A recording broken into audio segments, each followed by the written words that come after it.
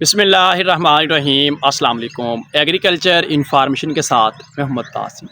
काश्तकार भाइयों, बात करेंगे हम सिट्रस सिल्ला के हवाले से कि जो हमारे सिट्रस के बागात हैं इस वक्त वहाँ भरपूर फ्लावरिंग का मरहला चल रहा है और इसी के साथ जो है वो नई फोड़ नए पत्ते भी बन चुके हैं। इस वक्त नुकसानदेह कीड़ा जो कि सिट्रस सिल्ला हमारे सिट्रस के फार्म के ऊपर अगर हमलावर होता है तो वो बहुत ज़्यादा नुकसान कर रहा होता है। उसके साथ हमारा पौधा कमज़ोर हो रहा होता है और इसी के साथ जो सिट्रस सिल्ला रस चूस रहा होता है हमारे पौधे से, वो अपनी रतूबत जो है वो खारिज कर रहा होता है पत्तों के ऊपर, जिससे पत्तों के ऊपर जो है वो फंगस बनना स्टार्ट हो जाती है, जिससे हमारा पौधा जो है वो अपना खुराक बनाने का अमल, जिसे हम कहते हैं कि क्लोरोफिल बनाने का अमल जो है वो सुस्त रवि का शिकार हो जाता है, जिससे हमें बहुत ज़्यादा नुकसान होता है। सिट्रस सिल्ला इस वक्त हमारे सिट्रस फार्म के ऊपर आ चुका है, वो भी आपको दिखाएंगे और उसके जो है वो बेहतरीन उसका जो हल है उसको कंट्रोल करने का वो भी आपके साथ शेयर किया जाएगा। तो इन्फॉर्मेशन जानने से पहले मेरी गुजारिश है कि जिन चैनल सब्सक्राइब नहीं किया चैनल को फ़ौरन सब्सक्राइब कर दें ताकि हर नई आने वाली इन्फॉर्मेशन आप तक बआसानी पहुंच सके। तो खासकर भाइयों, सिट्रस फार्म इस वक्त हमारी तकरीबन पंजाब के सभी इलाकों के अंदर सिट्रस से फ्रूट ख़त्म हो चुका है। हमारे सिट्रस के जो टोटल फार्म है जिसके अंदर जो है वो मीठा है, किन्नू है, इसके साथ जो है फ्रूटर है, मौसमी है, सभी के ऊपर इस वक्त फ्लावरिंग का मरला चल रहा है। इसकी जैसा कि आप इस वक्त देख सकते हैं कि इसके ऊपर भी जो इस वक्त जो है वो फ्लावरिंग चल रही है। इसी के साथ हम जो है वो सिट्रस सिल्ले की आपको पहचान दिखाएंगे। सिट्रस सिल्ला जो है वो किस तरह आता है, किस तरह का होता है। इस वक्त ये जो नए पत्ते हैं हम इससे जो है वो आपको सिट्रस सिल्ला दिखाएंगे, क्योंकि ये सिट्रस सिल्ला जो होता है ये बहुत जल्द जो है वो उड़ जाता है। यानी ये इस वक्त जो है वो आप देख सकते हैं इसके ऊपर काफ़ी ज़्यादा जो है वो बैठा था, जैसे ही हमने इसको तोड़ा है तो वो उड़ गया है। ये आपको नज़र आ रहा होगा ब्लैक सा, ये है जी सिट्रस सिल्ला। इससे हम हमारे काश्तकार इसको तेला भी कहते हैं कि जी किन्नू के ऊपर जो तेला आता है ये असल में क्या करता है, ये जो हमारे नए पत्ते हैं इनसे रस चूसेगा। रस चूसने के बाद जो है वो अपना मवाद इन्हीं के ऊपर छोड़ जाएगा। जैसे इसके ऊपर मवाद छोड़ेगा तो उससे जो है वो ऊपर एक नई लेयर बन जाएगी, जिससे जो है वो पत्ते हमारे काले होना स्टार्ट हो जाएंगे, फफूंदी की शक्ल अख्तियार कर जाएगी, जिससे सूरज की रोशनी के अंदर हमारा पत्ता खुराक बना रहा होता है वो जो अमल है वो सुस्त रवि का शिकार हो जाता है, जिससे हमारे पौधे का जो फ्रूट लगा होता है उसको मुकम्मल खुराक नहीं मिलती, हमारा फ्रूट कमज़ोर रह जाता है और इसी के साथ हमारे पौधे का नुकसान भी होता है। तो खासकर भाइयों, अब हमने सिट्रस सिल्ले को कंट्रोल किस तरह करना है।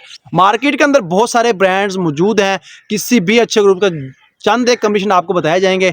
आप अगर उस जो है वो कमीशन का इस्तेमाल करते हैं तो आपको बेहतरीन रिजल्ट मिलते हैं। तो खासकर भाइयों, इस वक्त सिट्रस सिल्ले को कंट्रोल करने के लिए मार्केट के अंदर डाइनोटिफ्यूरान बहुत अच्छा जहर है। आप अगर इसका इस्तेमाल करते हैं 120 से 150 ग्राम 150 लीटर पानी के अंदर मिलाकर आप स्प्रे करते हैं तो आप सिट्रस सिल्ले से छुटकारा हासिल कर सकते हैं। इसके बाद आता है अमीडा क्लोप्रेट प्लस बाइफेंथ्रीन। बाइफेंथ्रीन क्यों इस्तेमाल करेंगे? बाइफेंथ्रीन हम इसलिए इस्तेमाल करेंगे कि इन दिनों जो है वो लीफ माइनर भी हमलावर हो जाती है।